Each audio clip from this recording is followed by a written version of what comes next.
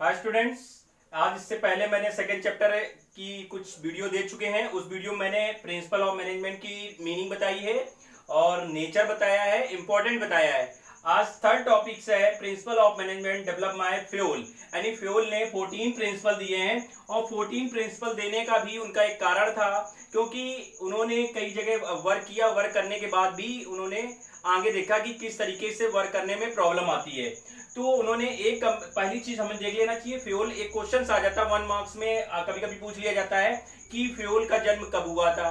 तो फ्यूल का जन्म हमारे पास कब हुआ कि पहली चीज तो फ्यूल ने 14 प्रिंसिपल दिए हैं। 14 प्रिंसिपल दिए, उनकी जो बर्थ डेट है मेरे पास वो 1841 है मेरे पास। 1841 में उनका जन्म हुआ और उन्होंने इंजीनियरिंग की डिग्री 1860 में उन्होंने इंजीनियरिंग की डिग्री लेने के बाद उन्होंने एक कंपनी में काम किया। कम से कम उन्होंने 30 साल उन्होंने एक कंपनी में काम किया। काम करने के बाद जो उन्होंने वर्किंग में देखा कि किस तरीके से वर्करों को प्रॉब्लम होती है, और कंपनी जिस कंपनी में वो काम कर रहे थे उन्होंने 30 साल काम किया उस कंपनी में। वो कंपनी की स्थिति ऐसी थी कि वो कंपनी क्लोज होने की कगार पे थी, लेकिन इन्होंने क्या किया, अपनी टेक्निक से उन्होंने कंपनी को चलाया और कंपनी को सक्सेसफुल भी किया और कंपनी को मतलब हायर लेवल तक भी लेके गए। तो कहीं ना कहीं से उनको प्रॉफिट हुआ। फिर उन्होंने जब वो उन्होंने उसी के बाद उन्होंने रिटायरमेंट ले लिया और उन्होंने कुछ सिद्धांत ऐसे बनाए जिससे कि वर्क को प्रॉपर वे में डिस्ट्रीब्यूट कर दिया जाए और अपनी ऑर्गेनाइजेशन के गोल को अचीवमेंट कर सकें। देखते हैं कि फ्यूल ने कौन कौन से प्रिंसिपल दिए। फ्यूल ने 14 प्रिंसिपल दिए कि मतलब 14 सिद्धांत उन्होंने दिए। 14 सिद्धांत में पहला सिद्धांत इन्होंने दिया कि क्या दिया, पहला दिया division of work. Division of work का मतलब कार्य का विभाजन। उन्होंने कहा कि सबसे पहले के ऐसा डिस्ट्रीब्यूशन कर दीजिए कि वर्क का ही डिस्ट्रीब्यूशन कर दीजिए, कि जो जिसका वर्क प्रॉपर वे में अगर डिस्ट्रीब्यूट कर देंगे तो वो प्रॉपर वे में वर्किंग कर पाएगा। अगर वर्क को सक्सेसफुल पहुंचाना है तो डिवीजन ऑफ वर्क यानी जो वर्क को छोटे छोटे टुकड़ों में डिस्ट्रीब्यूट कर देना चाहिए।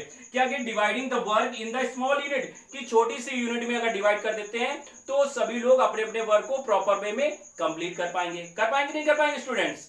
नेक्स्ट कंडीशन हमारे पास दिया जा रहा है, सेकंड पॉइंट दिया जा रहा है authority and responsibility. Authority and responsibility मतलब अथॉरिटी मींस जिसको जो वर्क दिया जा रहा है वही तो वर्क करेगा नहीं। Authority means power, responsibility means जिसको जो काम दिया गया वो टाइमली अपने वर्क को कंप्लीट करे। यही तो मतलब है बेटा स्टूडेंट की नहीं है कि अगर अपने वर्क को अगर अथॉरिटी दी गई है तो अथॉरिटी मींस आपके पास पावर है वर्क को कराने की, तो जो अथॉरिटी दी उस अथॉरिटी को फॉलो किया जाए और करने के बाद जो आपको वर्क दिया गया है उस वर्क को टाइमली कंप्लीट करने की कोशिश कीजिए, तो रिस्पॉन्सिबिलिटी भी है। तो अथॉरिटी एंड रिस्पॉन्सिबिलिटी का जो प्रिंसिपल दिया गया है उसमें काम क्या है, जो आपको पावर दी जा रही है उसका प्रॉपर यूज कीजिए, अपने टाइम से अपने वर्क को कंप्लीट कराइए, तभी तो हम लोग सक्सेसफुल हो पाएंगे। नेक्स्ट हमारे पास दिया है डिसिप्लिन। डिसिप्लिन का काम है मेरे पास की अनुशासन।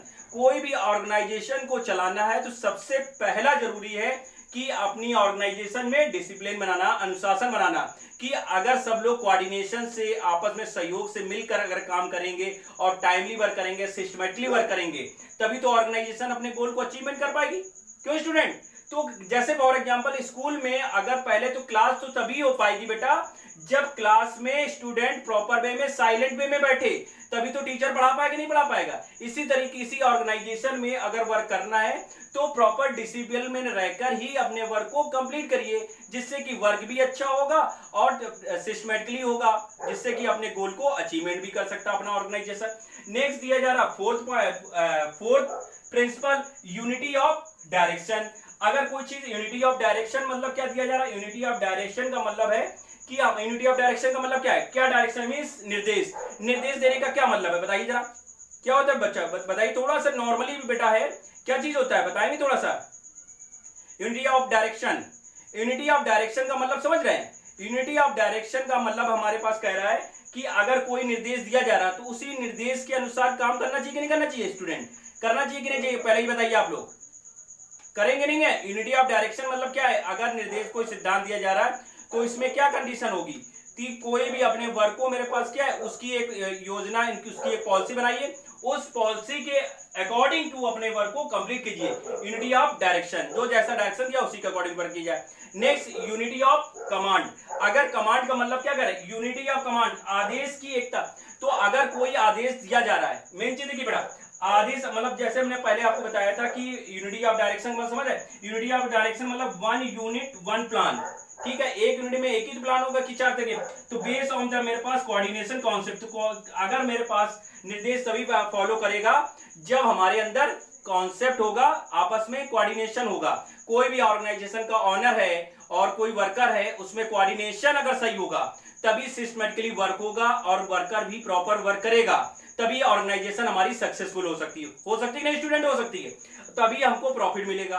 अगर ऑर्गेनाइजेशन का ऑनर से वर्कर से वर्क नहीं, तालमेल नहीं है, कोऑर्डिनेशन नहीं है, तो हमारी ऑर्गेनाइजेशन कभी प्रॉफिट नहीं ले सकती है। अब क्या है कि अगर प्रॉपर वे में वर्कर को बोनस सैलरी दिया जा रहा है, तो वर्कर भी सोचेगा कि इस ऑर्गेनाइजेशन मेरे लिए ऑर्गेनाइजेशन ये काम कर रही है, तो हम भी अपनी ऑर्गेनाइजेशन के लिए काम करें। तो अब प्रॉफिट होगा तो ऑलरेडी ऑर्गेनाइजेशन को प्रॉफिट होगा, तो वर्कर को भी कुछ ना मिलेगा।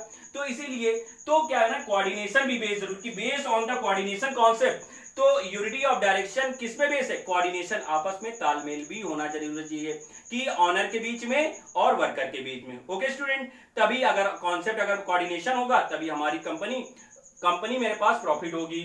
ठीक है, next unity of command. Unity of command का मतलब हो गया आदेश। आदेश अगर किसी को दिया जा रहा है, तो आदेश बेटा अगर डायरेक्शन दिया जा रहा है, अगर कोई कमांड दी जा रही है, तो कमांड बेटा एक पर्सन देगा।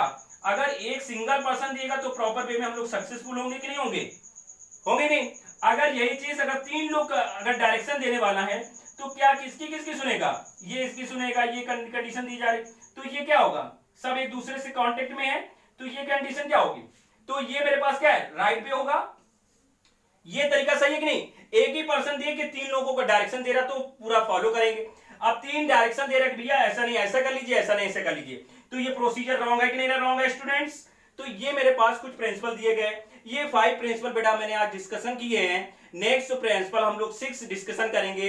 नेक्स्ट जो 14 प्रिंसिपल है बेटा, अभी छोटी वीडियो में हम लोग बनाने की कोशिश कर रहे हैं, क्योंकि इस समय कोरोना वायरस ने क्या कर रखा, नेट को भी वायरस फैला दिया है, क्योंकि वीडियो लोड नहीं हो पा रही है, तो उसमें प्रॉब्लम आ रही, क्रिएट हो रही, बार बार मैं 2 दिन से परेशान हूं और नेट भी मेरा चला जा रहा, कोई वीडियो अपलोड नहीं हो पा रही है, किसी तरीके कई प्रॉब्लम हो रही है। तो छोटी वीडियो डालकर ही आप लोगों को पढ़ाने की कोशिश कर रहे हैं।